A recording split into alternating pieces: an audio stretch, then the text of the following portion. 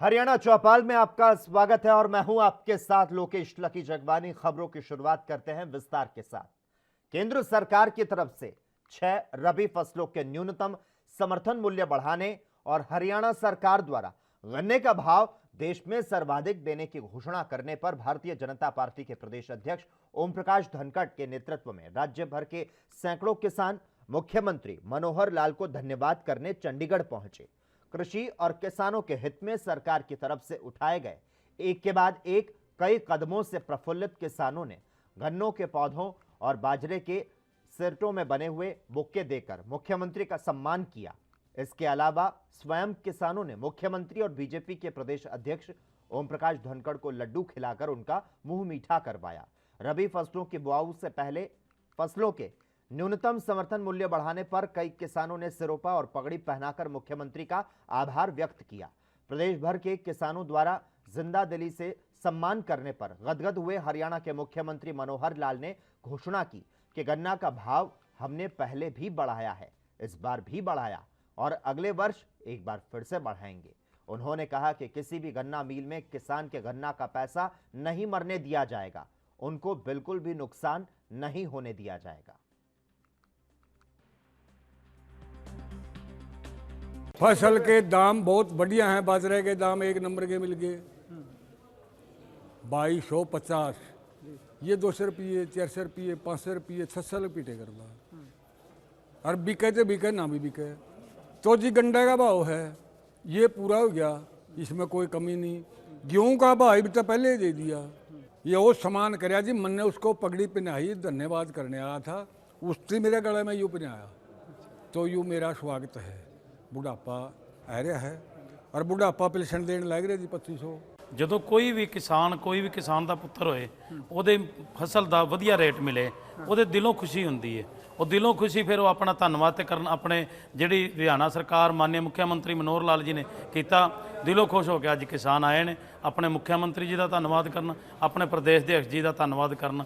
ਇਹਦੇ 'ਚ ਕਿਸੇ ਦੇ ਬੁਲਾਏ ਤੇ ਨਾ ਕੋਈ ਆਇਆ ਨਾ ਖੋਜ। ਉੱਥੇ ਕਿਸਾਨ ਉਹਨਾਂ ਨੇ ਉਹ ਤੇ ਇੱਕ ਬਰੂਪੀਏ ਨੇ ਪੰਜਾਬ ਦੇ ਜਿਹੜੇ ਲੋਕ ਨੇ ਨਾ, ਉਹ ਇੱਕ ਬहरूਪੀ ਵਾਲਾ ਕੰਮ ਕਰ ਰਹੇ ਨੇ। ਉਹ ਕਿਸਾਨ ਯੂਨੀਅਨ ਵਾਲੇ ਵੀ ਆਪ ਨੇ, ਸਰਕਾਰ ਵਾਲੇ ਵੀ ਆਪ ਨੇ, ਉਹਨਾਂ 'ਚ ਸਾਡੇ 'ਚ ਬਹੁਤ ਫਰਕ ਹੈ। ਅਸੀਂ ਅਸਲੀ ਕਿਸਾਨ ਖੇਤ ਨਾਲ ਜੁੜਾ ਹੋਇਆ ਕਿਸਾਨ ਅੱਜ ਆਏ ਨੇ, ਉਹਨਾਂ ਮੁੱਖ ਮੰਤਰੀ ਜੀ ਦਾ ਧੰਨਵਾਦ ਕੀਤਾ ਕਿਉਂਕਿ ਜੋ 362 ਰੁਪਏ ਜੋ ਸਾਡੇ ਗੰਨੇ ਦਾ 12 ਰੁਪਏ ਰੇਟ ਵਧਾ ਕੇ ਜੋ ਮਾਨਯ ਮੁੱਖ ਮੰਤਰੀ ਜੀ ਨੇ ਕੰਮ ਕੀਤਾ, ਇੱਕ ਸਰਾਹਨੀय ਕੰਮ ਕੀਤਾ। ਉਹਦੇ ਵਾਸਤੇ ਅਸੀਂ ਸਾਰੇ ਕਿਸਾਨ ਅੱਜ ਆ ਕੇ ਮਾਨਯ ਮੁੱਖ ਮੰਤਰੀ ਜੀ ਦਾ ਲੱਡੂ ਖਵਾ ਕੇ ਮੂੰਹ ਮਿੱਠਾ ਕਰਾ ਕੇ ਉਹਨਾਂ ਦਾ ਧੰਨਵਾਦ ਕੀਤਾ ਹੈ ਜੀ। पंजाब के लोग पिछले 4 साल एक पैसा नहीं बढ़ाया उन्होंने।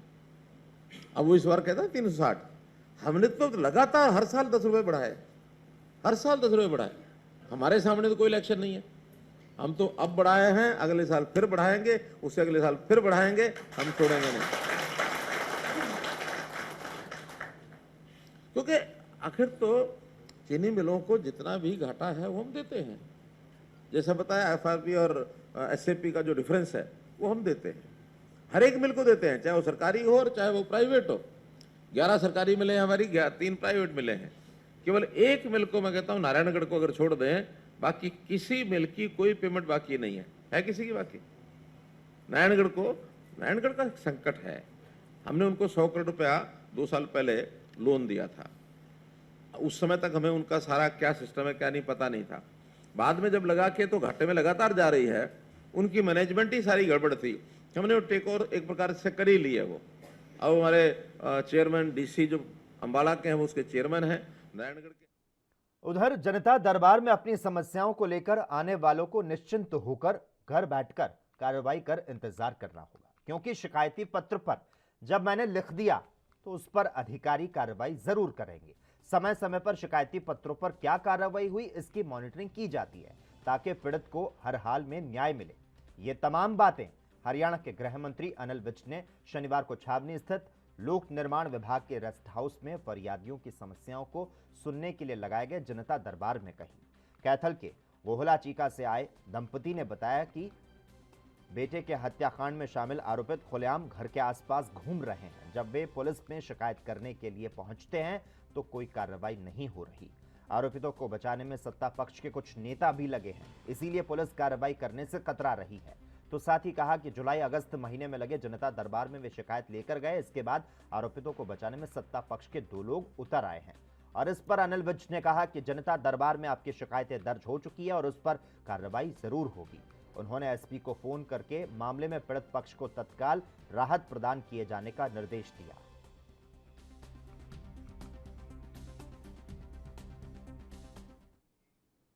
हरियाणा के राज्यपाल बंडारू दत्तात्रेय ने शनिवार को सेवानिवृत्त न्यायमूर्ति हरिपाल वर्मा को प्रदेश के नए लोकायुक्त के रूप में पद और गोपनीयता की शपथ दिलाई। राजभवन में शपथ ग्रहण समारोह आयोजित किया गया। मुख्यमंत्री मनोहर लाल और विधानसभा के अध्यक्ष ज्ञानचंद गुप्ता मौजूद रहे। प्रदेश सरकार ने शुक्रवार को नए लोकायुक्त की नियुक्ति को हरी झंडी दी थी। तत्कालीन लोकायुक्त जस्टिस NK अग्रवाल 18 जुलाई 2021 को अपना कार्यकाल पूरा कर सेवानिवृत्त हो गए थे।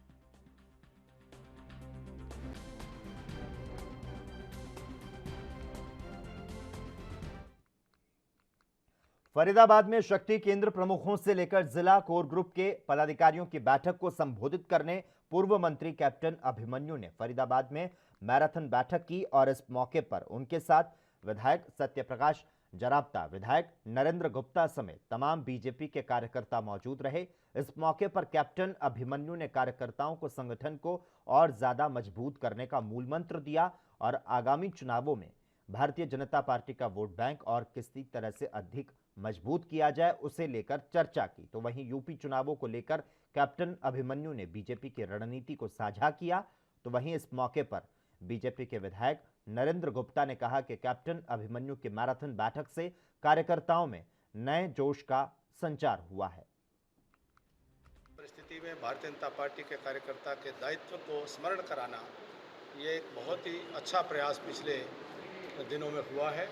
फरीदाबाद में श्रीमान सत्यप्रकाश जरावता जी, माननीय विधायक पटौदी और जिला फरीदाबाद के हमारे प्रभारी, उनके साथ मिलकर के मुझे ये प्रवास का सौभाग्य मिला है। और फरीदाबाद जिला के जिलाध्यक्ष श्रीमान गोपाल शर्मा जी और सभी विधायक और जनप्रतिनिधिगण, इनके साथ में कार्यकर्ताओं का एक अच्छा समन्वय तालमेल देखने को मिला है और बहुत ही श्रेष्ठ एक संगठन की दृष्टि से जिला है। कार्यकर्ताओं में बड़ा उत्साह है, बड़ा जोश है और बड़े समर्पण भाव से कार्यकर्ताओं ने सारा जो संगठन का काम है उसमें रुचि दिखाने का काम किया है।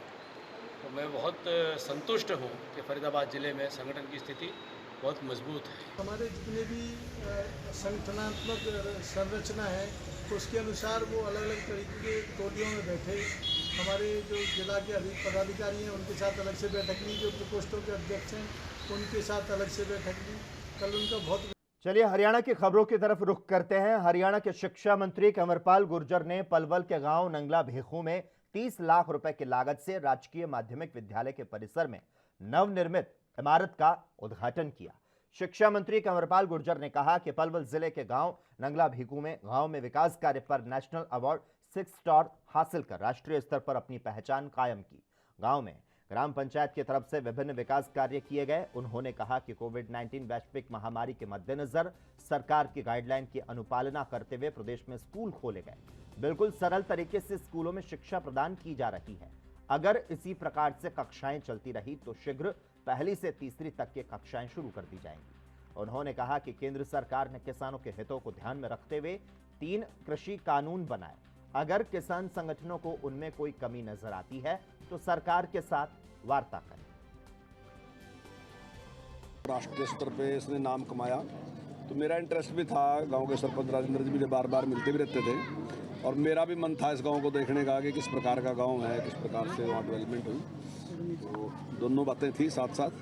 तो आज उसके लिए कार्यक्रम हमने रखा था। मैं हालांकि काफ़ी लेट हो गया, लेकिन बहुत ही सुंदर गाँव है और बहुत अच्छी व्यवस्था है। जिस तरीके से लागत आई 30 लाख रुपए की लागत एग्जैक्ट में नहीं बता सकता। तो अभी सरपंच साहब बता रहे कि 30 लाख की लागत आई। कोरोना की तीसरी लहर को देखते हुए क्या कुछ तैयारियां की गई हैं शिक्षा विभाग की? तैयारियां पूरी हैं बिल्कुल और ठीक तरीके से हमारे सारे स्कूल चल रहे हैं। पहले हमने 9वीं से 12वीं, फिर 6ठी से 9वीं और अब हमने 4थी और 5वीं क्लास से शुरू कर दी और बिल्कुल स्मूथली और ठीक तरीके से स्कूल चल रहे हैं। कोई किसी प्रकार की कहीं किसी प्रकार की प्रॉब्लम नहीं है। और अगर इसी प्रकार हरियाणा बीजेपी अध्यक्ष ओपी धनखड़ प्रदेश में संगठन को मजबूत करने में जुटे हैं। आज एएनबी न्यूज से खास बातचीत में धनखड़ ने विपक्ष पर जमकर निशाना साधा। उन्होंने कहा कि विपक्ष के पास कोई मुद्दा ही नहीं है, वे बार बार मुद्दों को रिपीट करते हैं। नमस्कार, मैं हूं राकेश गुप्ता, आप देख रहे हैं एएनबी न्यूज। आज हम बात करेंगे प्रदेश भाजपा अध्यक्ष ओपी धनखड़ से। ओपी धनखड़ जी से हम राज्य की राजनीति से लेकर अन्य तरह के विषयों पर भी, क्योंकि संगठन के जिम्मे है, संगठन की आगे क्या रणनीति है, इस सब मुद्दों पर जो है चर्चा करेंगे। नमस्कार सर। सर, हम पहले राजनीति की बात करते हैं, संगठन पे फिर आते हैं। ये बताएं कि इस समय जो राज्य में राजनीतिक माहौल है, जिस तरह से विपक्ष हर मुद्दे पर सरकार को घेर रहा है, या फिर ये कहें कि राजनीतिक परिस्थिति इस समय क्या है राज्य में? देखिए, विपक्ष के पास तो कोई मुद्दे नहीं है। विपक्ष तो केवल किसान संगठन कुछ मुद्दे अगर उठाते हैं तो उन्हीं पर आप देखोगे कांग्रेस पार्टी के सभी नेता और अन्य दलों के नेता भी वो केवल उन्हीं मुद्दों को बार बार रिपीट करते हैं। उनके पास अपने कोई मुद्दे नहीं हैं और उनको ये मालूम भी है कि अगर वो ये मुद्दे उठाएंगे तो उनके पार्ट पर गड्ढे बहुत हैं। अब जैसे कांग्रेस पार्टी के लोग, किसान संगठनों की जब आवाज आती है कि शीटू लागू करो, तो कांग्रेस भी बोलने लगती है कि शीटू दो। अब कांग्रेस पार्टी अपने मुंह से इस बात को नहीं बोल सकती कि उन्होंने तो A2+FL भी नहीं दिया था। कांग्रेस पार्टी स्वामीनाथन कमीशन की रिपोर्ट अक्टूबर 2006 में आ गई थी और 14 तक उनका राज था। उस रिपोर्ट को पैरों नीचे दबाए बैठे रही। इसलिए सुरजेवाला, राहुल गांधी, घर घर से अन्नदाता निकलेगा, तुमने निकलने लायक कहाँ छोड़ा था भाई? अगर तुम अन्नदाता को इतना प्रेम करते थे तो जो 8 साल तक तुम इस रिपोर्ट को दबाए बैठे रहे, इसका जवाब कौन देगा? फिर इसी तरह से आप देखेंगे कि हुड्डा कमेटी बनी थी, आपने तो सारे समाचार कवर किए थे, बादल साहब भी उस कमेटी में थे, उद्धव भट्टाचार्य थे, नीतीश कुमार थे। बड़ी मेहनत करके मुख्यमंत्रियों ने रिपोर्ट बनाई और दिसंबर 2010 में वो रिपोर्ट सौंप दी मनमोहन सिंह को और 14 तक इनका राज था। उस रिपोर्ट को भी वही दबा दिया जहां स्वामीनाथन रिपोर्ट दबी पड़ी थी। इसलिए कांग्रेस किसानों के मुद्दे पर बोल नहीं सकती और बोलती है तो उसके आवाज का वो दम नहीं है। क्यों? क्योंकि अभी भी आप देखोगे वो कांग्रेस तो अभी भी किसानों को लुटवा रही है। अब राजस्थान में अभी 1 अक्टूबर से खरीद होगी बाजरे की। केंद्र सरकार ने 2250 रुपये MSP घोषित किया। पिछले साल का अनुभव हम देखेंगे तो हरियाणा के किसानों का 78 लाख क्विंटल बाजरा जो है वो 2150 पे खरीदा गया और राजस्थान में 1 करोड़ एकड़ में बाजरा होता है और उसकी डिस्ट्रेस सेल होती रही। 10,000 रुपये 1 एकड़ का किसानों का नुकसान कर दिया। अब वो कांग्रेस पार्टी के वहां सरकार है, गहलोत साहब मुख्यमंत्री हैं, सुरजेवाला जी सचिव है, महासचिव है इनके नेशनल लेवल के, रोज के प्रवक्ता हैं। लेकिन अगर सच्चे किसान हितैषी हैं, अन्नदाता की बात राहुल करता है, कांग्रेस पार्टी करती है, तो इनका पहला काम होना चाहिए कि राजस्थान के किसान का बाजरा 2250 में इस बार खरीदवाएं। अभी पंजाब ने गन्ने के दाम बढ़ाए, लेकिन पंजाब ने पिछले 4 साल क्यों नहीं बढ़ाए? इसको मैं चुनावी रिश्वत कहता हूं। जब इलेक्शन आता है ना, तब आप देने लगते हो पैसे। आपको लगातार देना चाहिए था, जैसे हरियाणा सरकार ने दिया। हर बार अपने किसान के गन्ने के दाम को टोप रखा और ये पूरा प्रयास किया कि उस साल की पेमेंट उसी साल में हो जाए और हमारी ज्यादातर मिलों की पेमेंट उसी साल में हुई है। इसके अतिरिक्त भी आप देखेंगे जैसे मुआवजा है फसलों का, डिजास्टर मैनेजमेंट का मुआवजा हरियाणा 12,000 देता है, पंजाब 8,000 देता है। कभी बोले सुरजेवाला जी कि 12 करो, कभी शैलजा बोली। ये अपने गड्ढे इनके इतने बड़े हैं, अगर ये उस पर रास्ते पर चलेंगे तो उन गड्ढे वो इनके लिए ही तैयार हैं।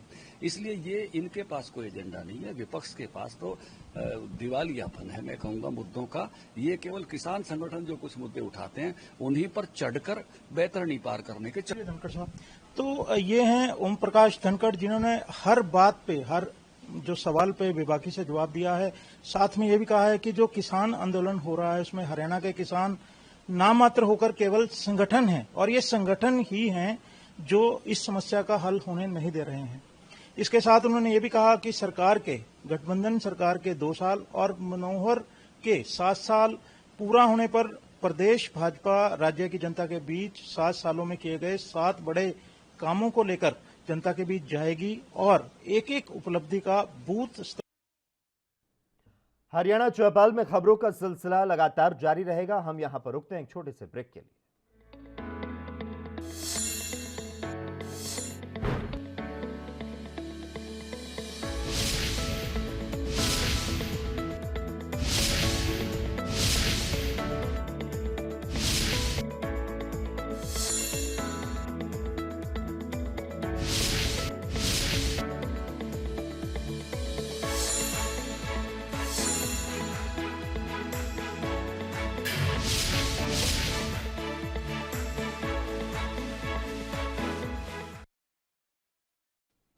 ब्रेक के बाद एक बार फिर से आपका स्वागत है। खबरों में आगे बढ़ते हैं। हरियाणा के कोसली में एक व्यापारी का शव खाली प्लॉट से बरामद किया गया। मृतक के शरीर पर चोट के निशान मिले हैं, जबकि उसकी बाइक 500 मीटर दूर खड़ी मिली। परिजनों ने हत्या की आशंका जाहिर की है। कोसली पुलिस ने शव को कब्जे में ले लिया है। कोसली थाना प्रभारी शिवचरण ने बताया कि भूपेंद्र का शव प्लाट में बरामद हुआ। परिजनों ने हत्या का केस दर्ज कराया है। शव को पोस्टमार्टम के लिए भेज दिया गया है। इस मामले की जांच की जा रही है। कोसली ने एक दरखास्त दी है कि उसके भतीजे भूपेंद्र उर्फ भुक्की को किसी नामालूम व्यक्ति ने सिर में चोट मारकर हत्या कर दी है। किन किन धाराओं के तहत मुकदमा धारा दर्ज? 302 आईपीसी के तहत मुकदमा दर्ज कर लिया है। आरोपी की पहचानो कोई? अभी कार्रवाई 174 सीआरपीसी कर रहे हैं। पोस्टमार्टम कराने के बाद कार्रवाई आगामी की जाएगी। कोई आरोपी पकड़ा गया अब तक? आरोपी के बारे में अभी अगले 4 साल में नई शिक्षा नीति को लागू करने का लक्ष्य लेकर चल रही प्रदेश सरकार उन कोर्सों को चिन्हित कर रही है जो कि मौजूदा दौर में फिट नहीं बैठ रहे। इस कड़ी में सरकारी जिला शिक्षा और प्रशिक्षण संस्थान के बाद अब निजी कॉलेज में diploma in elementary education course को बंद करने का सैद्धांतिक निर्णय लिया गया। हरियाणा में इसको जेबीटी के नाम से जाना जाता है। प्रदेश में 342 निजी कॉलेज में यह कोर्स कराया जा रहा है। इसके अलावा 22 राइट में यह कोर्स कराया जा रहा था, जिससे पहले बंद किया जा चुका है। सभी निजी कॉलेज को नए सत्र में दाखिल नहीं करने का निर्देश दिया गया। प्राइवेट कॉलेज में इस कोर्स की 21,000 सीटें हैं। डीएलएड कोर्स बंद करने के निर्णय से निजी कॉलेज में लगे 3,456 शिक्षकों और करीब 1,800 गैर शिक्षक स्टाफ को अपने भविष्य पर खतरा मंडराता दिखाई दे रहा है। आपको बता दें, हरियाणा में आखिरी बार जेबीटी शिक्षकों की भर्ती वर्ष 2012 में करीब 9,870 पदों पर हुई। शिक्षा विभाग पहले प्राथमिक शिक्षकों को सरप्लस बता रहा है। मुख्यमंत्री मनोहर लाल विधानसभा में कह चुके हैं कि नई शिक्षा नीति में परंपरागत प्राथमिक शिक्षकों की जरूरत नहीं है।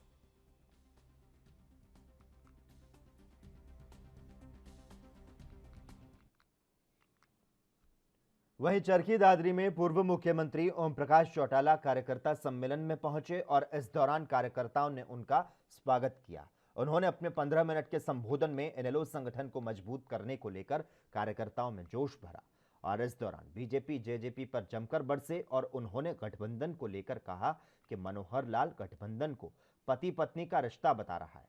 उन्होंने कहा इनेलो सरकार बनने पर सभी पढ़े लिखे युवाओं को नौकरी दी जाएगी। इसके अलावा कार्यकर्ताओं को 25 सितंबर को ताऊ देवीलाल जयंती का निमंत्रण दिया गया।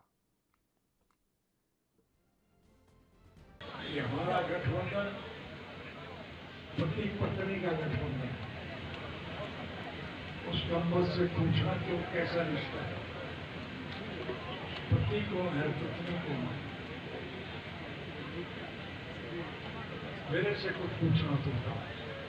जी सर। भूटा ने मेरे जेल जाने के बाद भी बड़े अच्छे साथ इसलिए चुना कि मैं तो पूरी देर तक मैं फिर आऊंगा। उनका कहना हमारे कार्यकाल उन्हीं के कार्यकाल तो आपको सुन के हैरानी होगी कि जो शिकायत करने वाला व्यक्ति था उसको भी हमारे साथ ऐसा कभी दुनिया में नहीं हुआ। शिकायत करने वाला तो इंसाफ मांगता है। एक तरफ प्रशासन कोशिश करता है कि परीक्षा सही से आयोजित की जाए, तो वहीं दूसरी ओर कुछ न कुछ चूक प्रशासन द्वारा रह जाती है। दरअसल आज अंबाला शहर में एचसीएस और नीट की परीक्षाओं का आयोजन प्रशासन द्वारा किया गया था, जिसमें काफी दूर से विद्यार्थी तैयारी करके परीक्षा देने आए, लेकिन मौसम के खराब होने के कारण काफी बच्चों को प्रशासन की सख्ती और मुसीबत का सामना करना पड़ा। दरअसल मौसम खराब होने की वजह से बच्चों ने ये आरोप लगाया कि उन्हें सेंटर मिलने में दिक्कत का सामना करना पड़ा और कुछ बच्चे जाम लगा होने की वजह से सिर्फ 2 मिनट के लिए लेट हो गए और उन्हें भी अंदर आने की अनुमति नहीं दी गई। परीक्षाओं के आयोजन को लेकर प्रशासन की तरफ से सुरक्षा के पुख्ता प्रबंध किए गए। आपको बता दें कि इस बार की HCS की परीक्षा के लिए हरियाणा सरकार ने शारीरिक रूप से विकलांग परीक्षार्थियों के लिए पहली बार गृह जिले में पेपर देने की पॉलिसी बनाई। एग्जाम सेंटर्स पर गहन जांच के बाद एंट्री दी जा रही है। नकल रहित परीक्षा आयोजित हो, इसके लिए केंद्र से 150 मीटर दायरे में पार्किंग और फोटो स्टेट दुकानें बंद करवाई है। मेरा नाम रजत कुमार है और मैं बारिश की वजह से थोड़ी देर लेट हो गया और अभी मेरे को अंदर नहीं जाने दे रहे हैं। मैं बहुत परेशान हूँ, बहुत दूर से आया हूँ। अरे यहाँ जैमर लगा हुआ है जी, लगेगा नहीं। बीच में ट्रैफिक जाम था और मैं आ नहीं सका, इस कारण मैं लेट हो गया हूँ और ये अब अंदर एंट्री नहीं कर रहे हैं। बहुत ज़्यादा मिसबिहेव हो रहा है हमारे साथ। मेरा नाम संजीव है और भैया यहाँ पे हम चंडीगढ़ से आ रहे हैं। डेरा बस्सी में भैया 2 घंटे जाम लगा हुआ था। हमने पूरा जाम भाग के क्रॉस किया 2 से 2.5 किलोमीटर। वहाँ से आगे फिर दूसरी बस चेंज की, आगे फिर ऑटो लिया। ऑटो लेके यहाँ पे सेंटर पे पहुँचे, 2 मिनट लेट हुए बस, लेकिन इन्होंने एंट्री नहीं दी बिल्कुल भी। हाथ जोड़े, इनसे रिक्वेस्ट की और इनको सारी प्रॉब्लम बताई, लेकिन कुछ भी सुनने को तैयार नहीं है। बोल रहे हैं कि नहीं अब पेपर बट चुका है, पेपर कोई नहीं बटा हुआ। पेपर बटने में भी टाइम था, लेकिन बिल्कुल नहीं माना, हमारी कोई बात नहीं मानी और फिर गेट बंद करके वापस चले गए। मैं बाहर निकाल दिया, पुलिस वालों को बोला कि बाहर निकाल दो इनको। तो इतने टाइम बाद एग्ज़ाम होता है, अगर हमारी कमी है इसमें, हमारी कोई गलती है? हम वहाँ से आ रहे हैं, वहाँ पे एक्सीडेंट हो रखा है, आपका प्रशासन है उसका एक्सीडेंट को हुआ है वहाँ पे, तो वो ट्रैफिक को उसको क्लियर कराओ। वहाँ पे हमारी गलती है। हम 6 बजे से निकले हुए हैं चंडीगढ़ से, कोई सुनवाई नहीं है। कहाँ जाएंगे हम लोग? तैयारी करके आए हैं यहाँ पे, सालों साल पढ़ते मेहनत करते हैं, यहाँ पे एंट्री नहीं करने देते। 2 मिनट में क्या हो जाएगा? अथॉरिटी के हेड यहाँ पे, इनके हाथ में पावर है, लेकिन कोई सुनवाई नहीं है किसी तरह की। अब हम कहाँ जाए, कहाँ पेपर देंगे हम जाके? क्या करें, हमने मेहनत की, इतनी पढ़ाई की है। और जैसे मेरे को यहाँ लगा है कि इन्होंने बिल्कुल नज़दीक 5 सेंटर बनाए हैं। बच्चे बड़े कंफ्यूज थे। कम से कम जिसने भी अरेंज किया है पेपर, उसने देखना चाहिए कि इतने छोटे से एरिया में, जैसे आज बारिश भी थी और इतना कंजेस्टेड है, बच्चों को बड़ी प्रॉब्लम आई है। बच्चे इतनी मेहनत करके तैयारी करके आते हैं, अगर कोई बच्चा लेट हो गया तो इसकी जिम्मेवारी कौन लेगा बताइए आप? कम से कम ये जो हम पेपर के सेंटर बनाते हैं, हमें ये देखना चाहिए कि किस एरिया में कहाँ पर सुटेबल है, बच्चे इजीली आ सकते हैं। अब देखो यहाँ पर इतने पुलिस सारा डिपार्टमेंट खड़ा है, मौसम ख़राब है, यहाँ पर भीड़ लगी है। ये मेरे को ये पता लगा 5-6 सेंटर में यहीं बनाए हैं, हमें थोड़ा देखना चाहिए ये थोड़ा। और इसी के साथ ही हरियाणा चौपाल में बस इतना ही। तमाम अहम खबरों के लिए लगातार आप देखते रहिए ANB न्यूज़।